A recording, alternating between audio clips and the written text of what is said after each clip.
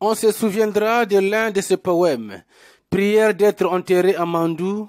Lui, c'est l'homme de belles lettres, l'écrivain et l'historien, le professeur Dominique Ngoïngala, décédé le 17 octobre 2020 en région parisienne en France. Ce vendredi 6 août 2021, dans la soirée, son corps sans vie est arrivé dans son Congo natal et sera inhumé ce lundi 9 août 2021 dans le district de Madingu, dans le département de la Bouenza, loin de son alma mater, l'université Marien Ngouabi. Ce samedi 7 août 2021, un dernier hommage lui a été rendu au Palais des Congrès de Brazzaville par le monde universitaire, littéraire et tous ceux qui l'ont connu et apprécié. Une cérémonie sobre patronnée par la ministre de l'Enseignement supérieur, de la Recherche scientifique et de l'Innovation technologique, le professeur Edith Delphine Emmanuel, qui s'est incliné devant sa dépouille mortelle. Le doyen de la faculté de lettres, des sciences humaines et des arts, le professeur Omer Missamou, a eu la lourde charge de lire son oraison funèbre.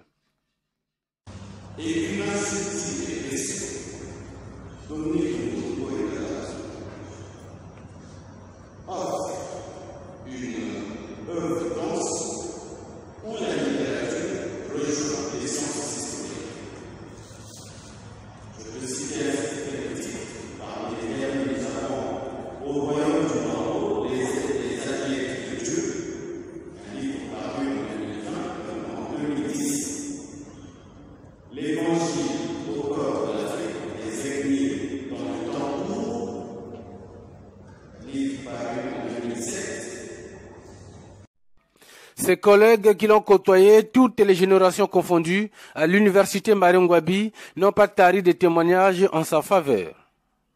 Du professeur Ngoïngala, je garde le souvenir de quelqu'un qui a été moulé la formation qu'il a reçue depuis l'école primaire, le petit séminaire. Un homme d'une grande culture classique, de ce que j'appelle une culture vieille France. Un esprit incisif, très intelligent, un humaniste en réalité, qui vient de me quitter, qui me rappelle quelques personnages de l'histoire romaine, cette histoire romaine qu'il affectionnait tant, puisqu'il a enseigné le latin et le grec à la faculté des lettres et des sciences humaines. C'est un homme comme on en trouve rarement. Une culture, une certaine raideur, mais qui tâchait de faire comprendre à la jeunesse d'aujourd'hui ce que sont les vraies valeurs de l'humanisme, c'est-à-dire cette espèce d'ouverture à l'autre, une culture profonde, et c'est un grand écrivain également. Et je l'ai retrouvé dans mon jury de thèse d'État sur l'histoire des Pygmées. Aujourd'hui, il est peuplé. C'est un homme qui pratiquait l'histoire d'une façon, on peut dire, novatrice, en s'appuyant non seulement sur l'histoire pure, mais sur l'anthropologie, énormément.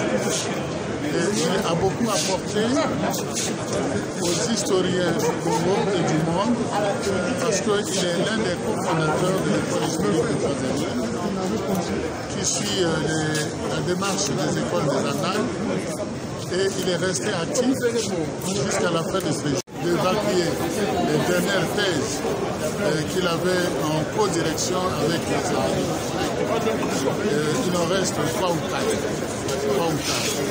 Et si les dispositions administratives sont prises d'accord, nous allons les évacuer. Et donc ceci correspond un peu à cet hommage au plan de l'université que nous rendons au département de la formation Histoire et Civilisation. Dominique Ngoïngala reste une sorte d'éternité dans nos mémoires et au niveau de l'école historique de Brazzaville. Je n'ai jamais rencontré quelqu'un avec l'esprit de Ngoïngala de ma vie. Parce que ou bien on est dialecticien, on est légicien, on est cartésien.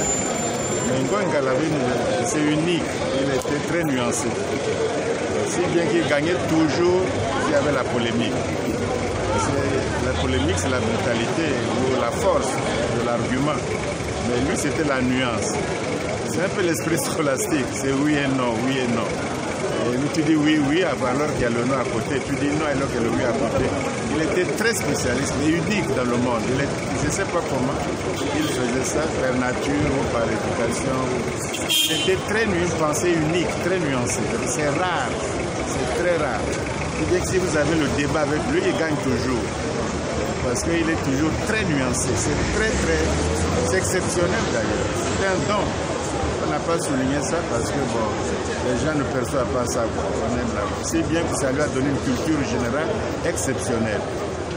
Il est artiste, artiste au sens que la peinture, il connaît tous les flamands, c'est-à-dire les peintures du 16e, 17e siècle, par cœur. Les flamands comme les Rembrandt, les Rubens, etc. Même les Italiens, les Titiens, il connaît par cœur la grande peinture de la Renaissance. C'était sa spécialité aussi. Sans compter le grec, le latin, puisque en Bamou, on ne faisait que ça toute la journée, le latin et le grec. Et en même temps, l'écriture, l'écriture est tellement fine que ça paraît facile. Et la simplicité, il n'y a pas plus difficile que la simplicité. Être simple, c'est très difficile. Or, il a été écrit avec une simplicité extraordinaire, inimitable presque, presque naturelle, presque l'eau qui coule. L'eau qui coule simplement, mais tu ne peux pas couler comme l'eau. Il n'y a pas plus simple. Donc, il y avait des choses. C'était un ami, un petit frère à moi, venu à la maison. Je l'aimais beaucoup parce qu'il me donnait des assurances. J'étais avec lui quand il parlait, je croyais. Quand il disait ça, je croyais à son analyse, à son point de vue, parce que je savais que c'était solide, c'était nuancé. Il n'a jamais été provocateur, il n'a jamais fait valoir son point de vue absolument. Et souvent, moi, j'ai fait valoir mon point de vue, par force, etc. Mais lui, jamais, jamais. Donc, c'est un garçon, un monsieur très, non seulement courtois, un peu la Renaissance, les humanistes. Très courtois, très intelligent, très nuancé. La nuance est très rare.